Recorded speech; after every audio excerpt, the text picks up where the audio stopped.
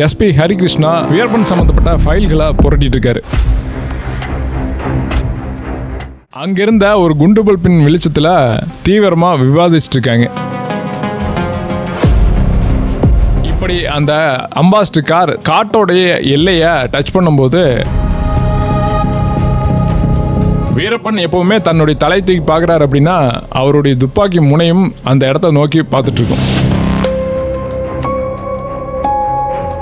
அடுத்த நொடி வீரப்பன் கையில் வச்சிருந்த துப்பாக்கியிலிருந்து தோட்டா ஹரிகிருஷ்ணா நோக்கி பாயுது.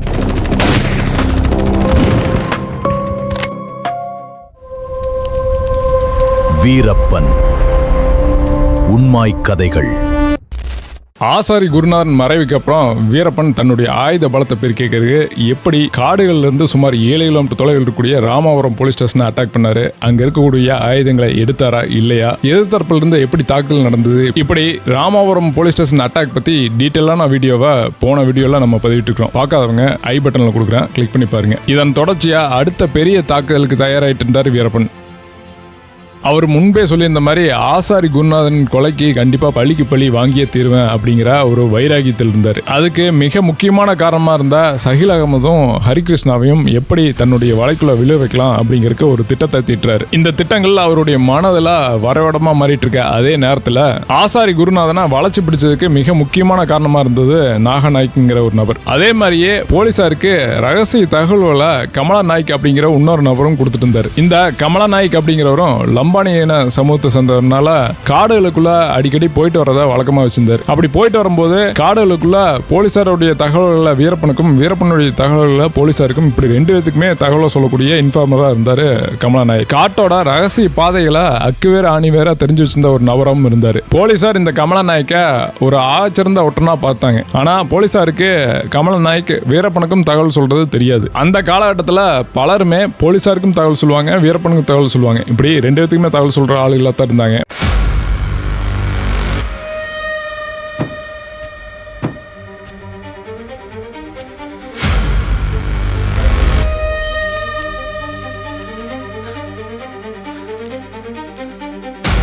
இருக்கையில் ஆசாரி குருநாதன் மறைவுக்கு அப்புறம் அது சம்பந்தப்பட்ட அசாத்தியமான தகவல்களை தந்ததுக்கு சப் இன்ஸ்பெக்டரான சஹில் அகமதும் எஸ்பியான ஹரிகிருஷ்ணாவும் ஒரு சன்மானத்தை கொடுக்குறாங்க. அந்த பணத்தை வாங்கிட்ட கமலா நாயக் முகத்துல ஒரு பக்கம் சந்தோஷம், இன்னொரு பக்கம் பயமும் தெரியுது. அதே அறையிலிருந்து எஸ்பி ஹரிகிருஷ்ணா கம்பீரமா நடந்து கமலா நாயக் தோலை தட்டுறாரு. சஹில் அகமது தனது மேஜ் மேல வச்சிருந்த துப்பாக்கி எடுத்து தொடச்சிக்கிட்டு கமலா நாயக் கிட்ட பேச ஆரம்பிக்கிறாரு. கமலா நாயக்கோ அவர் கொடுத்த சன்மானத்தை தன்னுடைய நெஞ்சோட அணைச்சு பிடிச்சபடி நின்று இருக்காரு. சஹில் அகமது தன்னுடைய துப்பாக்கி மேகசினை துப்பாக்கிக்குள்ள தள்ளிட்டு இதே மாதிரி அடுத்த தகவலும் உங்ககிட்ட இருந்து வரணும் கமலா நாயக் அப்படின்னு சொல்றாரு. வீரப்பனுடைய கதை கூடி சீக்கிரம் முடியணும் அப்படின்னு அவங்க கிட்ட சொல்லிட்டு அவனை 2 பேருமே தாட்டி விடுறாங்க. போலீசாரை பொறுத்த வரைக்கும் போலீஸ் படைக்கு துரோகம் செய்யாத ஒரு சிப்பாயா அவனை பார்த்தாங்க போலீசார். ஆனா அந்த சன்மானமான பணக்கட்டுகள் தான் தன்னுடைய குடும்பத்துக்கே யமனா மாறப்போகுது அப்படிங்கிறது கமலா நாய்க்கு அப்போதைக்கு தெரியல. காலங்கள் சில வாரம் அப்படியே நகருது. எம்எம்எல்ஸில் இருக்கக்கூடிய கேம்ப்ல இருந்து எஸ்பி ஹரிகிருஷ்ணா வீரப்பன் சம்பந்தப்பட்ட ஃபைல்களை புரட்டிட்டு இருக்காரு.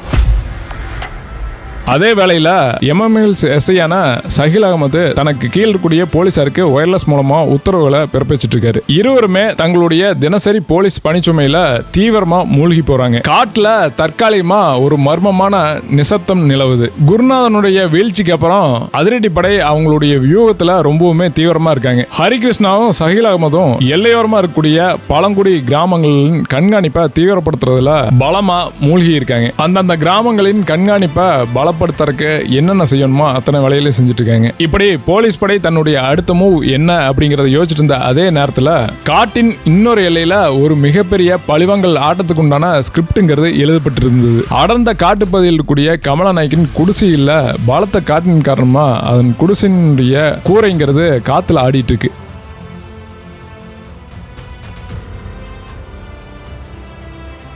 குடிசைக்கு வெளியே இருக்கக்கூடிய மாடுகள் மிரண்டு கத்திட்டு இருக்கு. திடீர்னு குடிசையின் மூங்கில் கதவுகள் உதைத்து தள்ளப்படுது. உள்ள கைகள்ல துப்பாக்கியோட பச்சை கலர் ட்ரெஸ் போட்டு ஒரு டீம் உள்ள வர்றாங்க. கமலநாயக்குடைய அம்மா அப்பா எல்லாமே பயத்துல அலறாங்க. இருட்டில் இருந்து மெதுவா குடிசையில எரிஞ்சிட்டு இருந்த அந்த தீபத்துக்கு முன்னாடி வீரப்பன் வந்து நிக்கிறாரு. வீரப்பனுடைய கண்கள் கோபத்துல சிவந்திருக்கு. நள்ளிரவு 2 மணிக்கு கமலநாயக்கின் வீட்டுக்குள்ள ஒரு அசல் யமனாவே நுழைறாரு வீரப்பன். ஆனா அந்த நேரத்துல கமலநாயக் அந்த வீட்டுல இல்ல. காடு என்னைக்குமே துரோகத்தை மன்னிக்காது. குருநாதனை காட்டி கொடுக்கறதுக்கு இந்த கமலநாயக்கும் உதவி இருக்காரு அப்படிங்கிறது வீரப்பனுக்கு தெரிய வருது. அதனால கமலநாயக்கின் ஒட்டுமொத்த குடும்பத்தையும் துப்பாக்கி முனையில பிணை கைதிகளா பிடிச்சிட்டு போறாரு. காட்டின் ஆழமான ஒரு குகை பகுதி உள்ள தீ மூட்டப்பட்டிருக்கு. கமலநாயக்கும் அங்க கடத்தி கொண்டு வர போறாரு. கமலநாயக்கின் கன்னத்துல அடி விழுந்ததுக்கான சுவடுகள் தெரியுது. வீரப்பனுடைய ஆட்கள் அவர் இழுத்துட்டு வந்து வீரப்பனுடைய கால் அடியில போடுறாங்க. அதே வேளையில தூரத்துல கமலநாயக்கின் ஃபேமிலி கட்டி வைக்கப்பட்டிருக்கு. வீரப்பன் கமலநாயக்கின் தலைமுடியை பிடிச்சு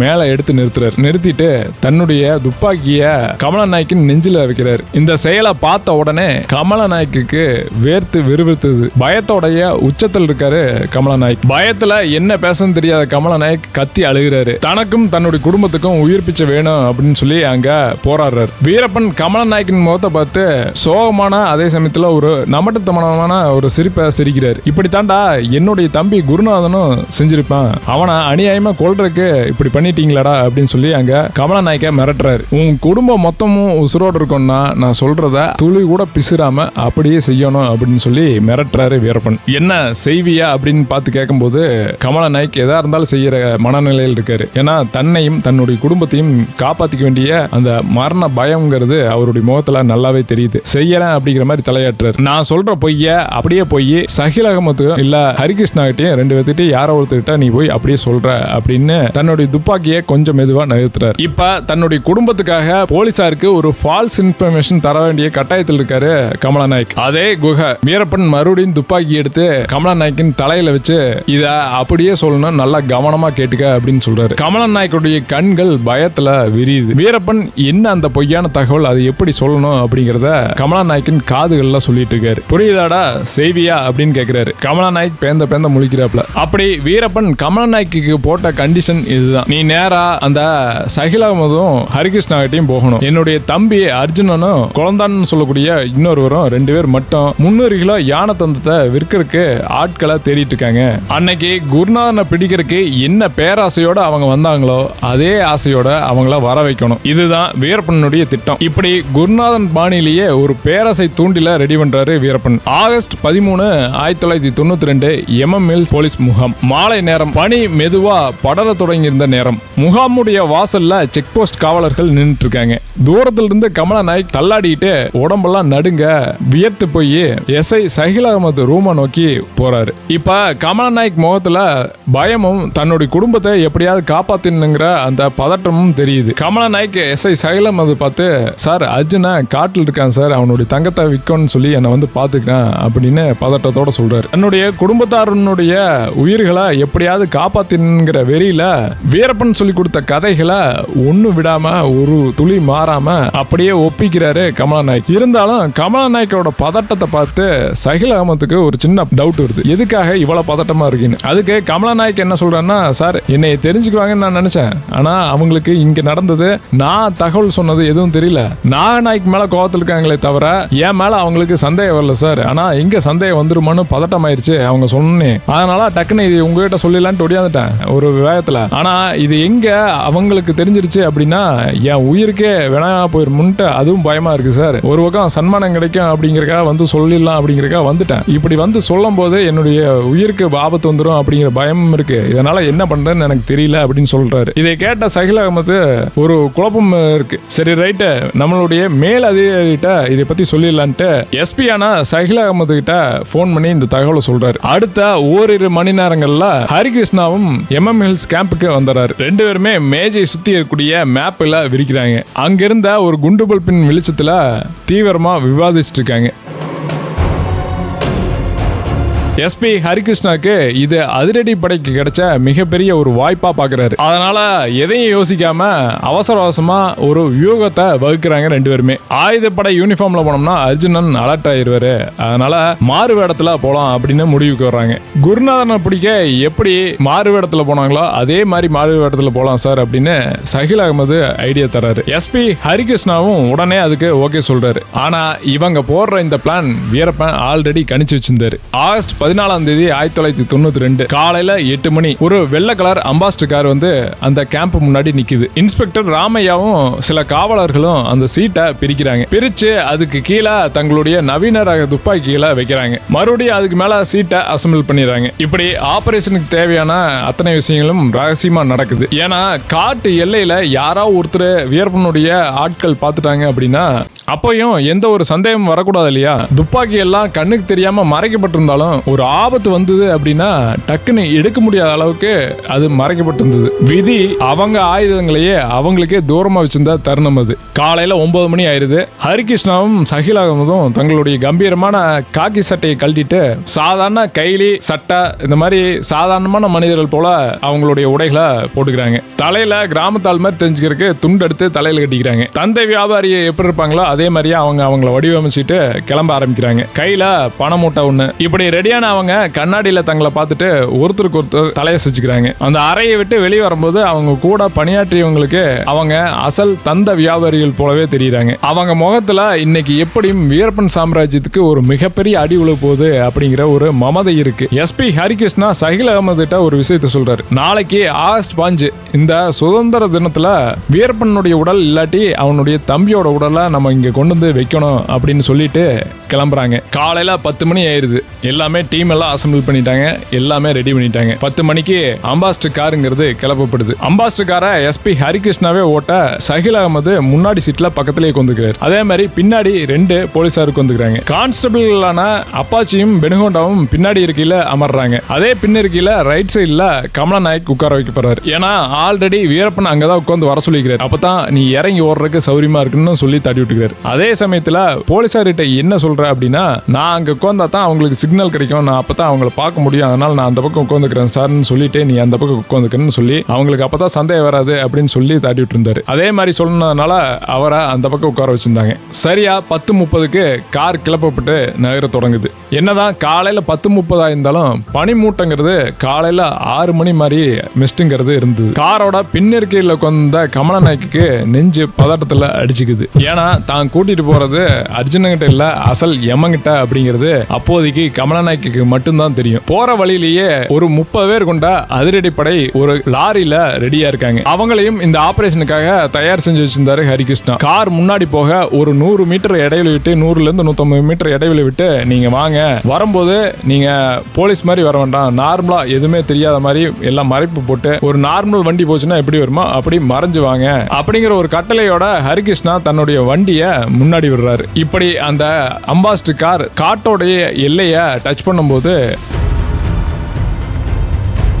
மிஸ்ட்ங்கிறது அந்த ஒட்டுமொத்த போலீசார் கண்களையும் மறைக்குது. அம்பாஸ்டர் கார் மெதுவா தன்னுடைய பயணத்தை ஹூகியத்தை நோக்கி பயணிச்சிட்டு இருக்கு. போற வழியில கவனமா பார்த்துட்டு இருக்காங்க, எங்கேயாவது வந்து வீரப்பனுடைய ஆட்கள் நிக்கிறாங்களா அப்படிங்கிறத கவனமா. ஹரிகிருஷ்ணா ஒரு சைடு, சஹில் அகமது ஒரு சைடு, அதே மாதிரியே பின்னாடி இருக்கக்கூடிய கமலா நாய்க்கும் ஒரு சைடு. இப்படி எல்லாருமே அவங்க பங்குக்கு பார்த்துட்டு மெதுவா வண்டி நகர ஆரம்பிக்குது. கிட்டத்தட்ட வீரப்பன் சொல்லி இந்த இடத்தை தாண்டியுமே எந்த ஒரு சிக்னலும் இல்ல, யாருமே இல்லாத மாதிரி தான் தோணுது. திரும்பி ஹரிகிருஷ்ணா கமலா நாய்க்கு கிட்ட கேட்கிறாரு, கமலா நாய்க்கு உண்மையை தான் சொல்றியா, கரெக்டான தகவல் தான் சொல்லியிருக்கியா அப்படின்னு. சார் கண்டிப்பா கரெக்டான தகவல் தான் சார், இன்னும் கொஞ்சம் விடுங்க பார்ப்போம், ஹூகி வரைக்கும் போயிட்டு வரலாம் அப்படின்னு சொல்றாரு. அதனால மேலும் மறுபடியும் ஹூகியத்தை நோக்கி பயணிக்குது. இப்படி பயணிச்ச கார் ஊதிக்கரை பள்ளம் அப்படிங்கிற ஒரு இடத்துல இருக்கக்கூடிய டர்ன்ல திரும்புது. அந்த டர்ன்ல திரும்பும் போதே வித்தியாசமான ஒரு அமைப்பு ரோட்ல தெரியுது. என்னடா வித்தியாசமான அமைப்பா இருக்குன்னு பார்த்துட்டு வரும்போதே சாலை நடுவுல கற்கள் போடப்பட்டிருக்கு. என்ன ஏதுன்னு பார்த்துட்டு இருக்க அடுத்த நொடியே பக்கத்தில் இருந்த ஒரு கல்லின் மறைவில் இருந்து வீரப்பன்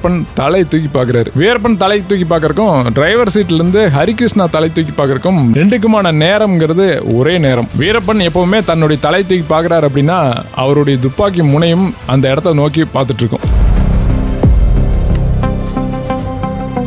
வெறும் ஒரு 30 அடி தூரத்துல வீரப்பனும் ஹரிகிருஷ்ணனும் நேருக்கு நேரு பாத்துக்கிறாங்க. அடுத்த நொடி வீரப்பன் கையில வச்சிருந்த A11 அப்படின்னு சொல்லக்கூடிய SLR ரக துப்பாக்கியிலிருந்து தோட்டா வந்து ஹரிகிருஷ்ணன் நோக்கி பாயுது. இந்த துப்பாக்கி பத்தி சொல்லணும்னா இது ஒரு SLR ரக துப்பாக்கி. இசபோர் 1A1 அப்படிங்கிற அந்த மாடல் முற்றிலுமா இந்தியால தயாரிக்கப்பட்டிருந்தது. அதுவும் குறிப்பா சொல்லணும்னா நம்ம தமிழ்நாட்டில் திருச்சியில தயாரிக்கப்பட்ட ஒரு தயாரிப்பு. அது வீரப்பனுக்கு மிகவும் பிடித்த ஒரு ரைஃபிள்னா அது இந்த ரைஃபிள் தான். நீங்க வீரப்பனை எப்போவெல்லாம் பாத்துக்கிறீங்களோ அப்போவெல்லாம் இந்த ரைஃபிளோட தான் வீரப்பன் 100% இந்த ரைஃபிளோட தான் அவர் பயணிச்சுட்டு இருந்திருப்பாரு. இது 800 மீட்டர் வரைக்கும் தன்னுடைய இலக்குல பெர்ஃபெக்டான ரேஞ்சை கொண்டது. இந்த ரைஃபிளை உடனே பார்த்த உடனே இது ஒரு இம்போர்ட் ரைஃபிள் மாதிரி தோணும். ஆனா இது வந்து முழுக்க முழுக்க நம்மளுடைய தமிழ்நாட்டிலிருந்து தயாரிக்கப்பட்ட ஒரு தயாரிப்பு. இதுல 20 ரவுண்ட் சுடக்கூடிய ஒரு டிட்டாச்சபிள் மேகசின் பாக்ஸ்ங்கிறது இருக்கும். இதனுடைய கேலிபர் அப்படின்னா 7.62 into 51 mm அப்படின்னு சொல்லக்கூடிய கேலிபரை பயன்படுத்தி இருக்காங்க. இதன் மூலமா 20 to 40 ரவுண்ட் வந்து ஒரே நிமிஷத்துல இந்த துப்பாக்கினால சுட முடியும். இது ஒரு ஆட்டோமேட்டிக் துப்பாக்கி இல்ல அப்படின்னாலும் இது ஒரு செமி ஆட்டோமேட்டிக்னு சொல்லலாம். இப்படி இந்த துப்பாக்கியிலிருந்து வந்த முதல் குண்டே ஹெட் ஷாட்டா ஹரிகிருஷ்ணா மேல பாயுது. பாஞ்சு அவருடைய தலையில பட்டு தலை சிதறுது. அதே நேரத்துல பக்கத்தில் கொண்ட சகில அகமது தன்னுடைய மடியில வச்சிருந்த துப்பாக்கியை எடுக்கலாம் அப்படின்னு எடுக்கிற அந்த நொடியே ஆப்போசிட்ல மேல இருந்து துப்பாக்கி சூடுங்கிறது நடத்தப்படுது. அங்கேயும் ஒரு 20 பேருக்கு மேல நிப்பாட்டி வச்சுக்கிறாங்க. அங்கிருந்தும் பயங்கரமான துப்பாக்கி சூடுங்கிறது நடத்தப்படுது. அதுல நிறைய வந்து இந்த நாட்டு துப்பாக்கிகள் தான். ராமபுரத்துல இருந்து எடுத்துட்டு வந்த நாட்டு துப்பாக்கிகள் ஒரு சில 303 இப்படி அதுல இருந்தும் தாக்குதல்ங்கிறது நடத்தப்படுது. ஒரு கண்ணு மேய்க்கிற நேரத்துல எல்லாமே அடுத்த டைம்ல நடக்குது. இங்க ஹரிகிருஷ்ணா தலை சிதைந்த அதே நேரத்துல பக்கத்துல இருந்த சகில் அகமதுடைய உடம்புங்கிறது நாட்டு துப்பாக்கியின் ரவையில சல்லடையாக்கப்பட்டிருந்தது. இதெல்லாம் நடந்துட்டு இருந்த அந்த செகண்ட்ல கமலநாயக் இறங்கி காட்டுக்குள்ள ஓடிடுறாரு. உள்ள கார்ல இருந்தது 4 பேரு. அந்த 4 பேருமே இறக்கப்பட்டுறாங்க. முன் சீட்ல டிரைவர் சீட்ல இருந்த SP ஹரிகிருஷ்ணா, பக்கத்து சீட்ல இருந்த சகில் அகமது, பின்னாடி சீட்ல இருந்த 2 காவலர்களான பெனகொண்டாவும் அப்பாச்சியும் இப்ப 4 பேருமே கார்ல வந்த 4 பேருமே உயிரிழந்துறாங்க. பின்னாடி சீட்ல இருந்த காவலர்கள் குமிஞ்சு அவங்களுடைய துப்பாக்கிகள் எடுக்கிறதுக்கு முன்னாடியே தோட்டாக்களுக்கு இரையா மாறி இருந்தாங்க. இப்படி 4 பேர் மேலையும் தாக்குதல் நடத்தப்பட்டுருச்சு. 100-150 மீட்டர்ல அடுத்த லாரிங்கிறது வந்துட்டு இருக்கு. அந்த லாரியில கிட்டத்தட்ட 30க்கும் மேற்பட்ட அதிரடிப்படை வீரர்கள் துப்பாக்கியோட இருக்காங்க. இந்த சவுண்டுங்கிறது அவங்களுக்கு கேக்குது. டக்குன்னு லாரி வந்து மறுபடியும் அந்த டர்னிங்ல வந்து நிக்குது. அது இந்த கார்ல இருந்து ஒரு 10 மீட்டர் தொலைவில் வந்து பிரேக் அடிச்சு நிக்குது. அங்க பார்க்கும்போதே ஏதோ ஒண்ணு நடந்திருக்கிறதுக்கு உண்டான சாத்தியக்கூறுகள் தெரியுது. லாரியுடைய டாப்ல 2 கான்ஸ்டபிள் உட்கார்ந்துக்கிறாங்க. அந்த 2 காவலர்களும் அவங்களுடைய துப்பாக்கி எடுத்து பொசிஷனுக்கு வர முன்னாடியே 2 பேத்து மேலையும் துப்பாக்கியோடைய ரவைகள் வந்து விழுகுது. 2 பேரும் சம்பவ இடத்திலேயே உயிரிழக்கிறாங்க. மீதி இருந்தவங்க எல்லாம் எட்டிக்கு வச்சு சேஃப்டியா கவர் எடுத்துக்கிறாங்க. ஒரு சிலர் லாரிக்கு அடியில படுத்துக்கிறாங்க. ஒரு சிலர் கவர் எடுத்து நின்னுக்கிறாங்க. எல்லாம் எட்டி வச்சுறாங்க. இப்படி லாரியில் வந்த காவலர்களான CM காலப்பாவும் சுந்தரா அப்படிங்கிற காவலரும் 2 பேருமே சம்பவ இடத்திலேயே இறந்துறாங்க. மற்றவங்க எல்லாம் ஒரு சிலர் வந்து ஒரு சில சின்ன சின்ன காயங்களோட தப்பிச்சுறாங்க. மற்றவங்க எல்லாமே உயிர் தப்பிச்சுறாங்க. இப்படி இருக்கும்போது பயங்கரமான துப்பாக்கி சண்டைங்கிறது நடக்குது. கீழே இருந்தவங்க அந்த கவர் எடுத்தவங்க எல்லாம் கவுண்டர் ஃபயர் கொடுக்க ஆரம்பிக்கிறாங்க. அவங்க கிட்ட இருந்த எல்லாமே நவீன ரக துப்பாக்கி 303 இருக்கு. இப்படி நவீன ரக துப்பாக்கி இருந்தனால அங்க ஆப்போசிட் சைடுல இருந்தெல்லாம் நாட்டு துப்பாக்கி. அதனால கொஞ்ச நேரத்துல வீரப்பனுடைய ஆட்கள் அப்படியே கொஞ்சம் கலைஞ்சு போக ஆரம்பிச்சாங்க காட்டுக்குள்ள. இங்க இருந்தவங்களுக்கு இந்த லாரியில் இருந்தவங்களுக்கு என்ன பண்றதுன்னு தெரியல. அங்க என்ன நடந்திருக்கு, இங்க என்ன பண்றதுன்னு ஒன்றும் தெரியல. கொஞ்ச நேரத்துக்கு சுத்தமா அமைதியாயிருது. இவங்கெல்லாம் அந்த பக்கம் போயிடுறாங்க. இவங்கெல்லாம் போனதை உறுதிப்படுத்திட்டு இருக்காங்க. இந்த சம்பவம்லாம் நடந்துட்டு இருந்த அதே வேளையில ஹூகியத்துல இருந்து ஒரு பஸ் வந்து இந்த கார் அம்பாஸ்டர் காருக்கு ஒரு 100 மீட்டருக்கு முன்னாடி வந்து நிக்குது. அந்த பஸ்ஸை பார்த்த உடனே வீரப்பன் எல்லாத்துக்கும் ஒரு தகவல் சொல்லிடுறாரு. நீ எல்லாம் கலைஞ்சு போங்கிற மாதிரி ஒரு சைகை கட்டிடுறாரு. எல்லாருமே வந்து கலைஞ்சு போயிடுறாங்க. அவங்க மேல இருந்தவங்களாம் அந்த பக்கம் சைடில் போயிடுறாங்க. வீரப்பன் இந்த பக்கம் போயிடுறாரு. அவங்க டீம் எல்லாமே கலைஞ்சு தனியாக போயிடுறாங்க. இப்படி போன உடனே அங்கே பஸ்ஸில் இருந்த ஆட்கள்ல இறங்கி வந்து என்னாச்சுன்னு பார்க்குறாங்க. ஹரிகிருஷ்ணா எல்லாம் உயிர், அங்கே யாருமே உயிரோடு இல்லை. காரில் இருந்தவங்க யாருமே உயிரோடு இல்லை. எல்லாத்தையும் பார்த்து யாரெல்லாம் இறந்துக்கிறாங்க எல்லாத்தையுமே அங்கே இருக்கக்கூடிய பாடிகள்லாம் எடுத்து ஒரு வேன் வரவழைக்கப்பட்டு இறந்த நபர்கள், அங்கிருந்த நபர்கள் எல்லாருமே சேர்ந்து கிளம்பி போயிடுறாங்க. அப்படி போகும்போது அங்கிருந்து பெரும்பாலான துப்பாக்கிகள் எடுத்துட்டு போயிட்டாங்க. அப்படின்னாலும் ஒரு சில துப்பாக்கிகள் அங்கே காருக்குள்ளேயே இருக்கு. ஏன்னா ஒரு சில துப்பாக்கிகள் அடியில் மறைச்சு வச்சிருந்தாங்க. டீம் கிளம்புனதுக்கு அப்புறம் அங்கே வீரப்பனுடைய ஆட்கள் அதை பார்த்துட்டு டீம் கிளம்புனதுக்கு அப்புறம் மறுபடியும் மேலே வர்றாங்க. மேலே வந்து சாவாசமா அங்கே அந்த ரோட்டு மேலே உட்கார்றாங்க. அந்த பஸ்ஸில் பயணம் செஞ்ச சில பேர் அங்கேயே இருக்காங்க. காருக்குள்ள இருந்தா ஒயர்லெஸ் வந்து சவுண்டு கேட்குது. ஒயர்லெஸ்ல அடுத்த 1/2 மணி நேரத்தில் மிகப்பெரிய டீம் அந்த ஸ்பாட்டுக்கு வருது அப்படிங்கிற ஒரு தகவல் வந்து அந்த ஒயர்லெஸ்ல வருது. வீரப்பன் கிட்ட இருக்காரு. வீரப்பனுடைய கூட்டாளிகளும் இருக்காங்க. அந்த சின்ன திட்டு மேல அவரு வீரப்பன் உட்காந்துட்டு வருண்டா பாத்துக்கலாம் உட்காருங்கடா அப்படின்ட்டு அங்கேயே உட்காந்து ஒரு சாவசமா உட்காந்து கொஞ்ச நேரம் அங்கேயே இருக்காங்க. இருந்துட்டு மெதுவா காரை நீக்கி காருக்குள்ள என்னென்ன இருக்கு அப்படிங்கிறதெல்லாம் பாக்குறாங்க. அப்போ உள்ள இருந்த ஒயர்லெஸ் சின்ன துப்பாக்கியுடைய தோட்டாக்கள் இப்படி என்னென்ன கை கிடைச்சது எல்லாத்தையுமே எடுத்துடுறாங்க.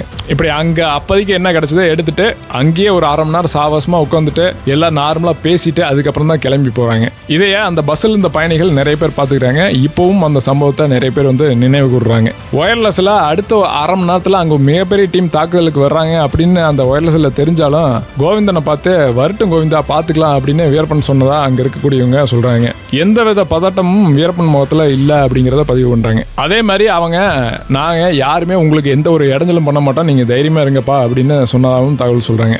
இந்த திடீர் தாக்குதல்ல கார்ல பயணிச்சவங்க என்ன யோசிக்கவோ இல்ல பின்னாடி திருப்பவோ எதுக்குமே வழி இல்லாம போயிருது. இப்படி ஆசாரி குருநாதன் மாதிரியே கோவிந்தனையும் சுட்டு பிடிச்சி அடுத்த நாள் ஆஸ்ட் பாஞ்ச கொண்டாடிலாம் நினைச்சிட்டு இருந்த சகிலகமுத்தும் ஹரிகிருஷ்ணாவும் அவங்களுடைய இறுதி காரியத்தை ஆகஸ்ட் 15 அன்னைக்கு பண்ண வேண்டிய சூழ்நிலைக்கு தள்ளப்பட்டுறாங்க. ஆல்ரெடி காட்டில இருந்து 7 கிலோமீட்டர் தொலைவில் இருந்த ராமவரம் போலீஸ் ஸ்டேஷன் தாக்கப்பட்டதே மிகப்பெரிய செய்தியா மாறிட்டு இருந்த அதே காலகட்டத்தில் எஸ்பியே சுட்டுக் கொல்லப்பட்டது மிகப்பெரிய அதிர்வலையை ஏற்படுத்திட்டு இருந்தது. கர்நாடகா முழுக்கவுமே ஆகஸ்ட் 15 கொண்டாட முடியாம மிகப்பெரிய துக்கத்தில் இருந்தாங்க. அடுத்து அதிரடி படை எப்படி உருமாற்றம் செய்யப்பட்டது, அடுத்து எப்படி வீரப்பனை பிடிக்கிறதுக்கு என்னென்ன திட்டங்கள் வகுக்கப்பட்டது, வீரப்பன் என்ன அடுத்த தாக்குதலை நடத்தினாரு, இதை பத்தி எல்லாம் அடுத்த வீடியோல நான் உங்களுக்கு பதிவிடுறேன். நம்ம சேனல்ல உண்மை குற்ற சம்பவங்களை சினிமாட்டிக் டைப்ல நான் உங்ககிட்ட கொண்டு வந்து சேர்த்துட்டு இருக்கேன். உங்களுக்கு இந்த வீடியோ பிடிச்சிருந்தா ஒரு லைக் பண்ணுங்க, உங்க ஃப்ரெண்ட்ஸுக்கும் இதை ஷேர் பண்ணுங்க. மறக்காம சப்ஸ்கிரைப் பண்ணி சப்போர்ட் பண்ணுங்க. உங்களுடைய சப்ஸ்கிரிப்ஷன் தான் என்னைய அடுத்தடுத்த வீடியோ பண்ண மோட்டிவேட் பண்ணும். அடுத்து ஒரு மிரட்டலான வீடியோல சந்திக்கிறேன். Until then bye. Surender signing of.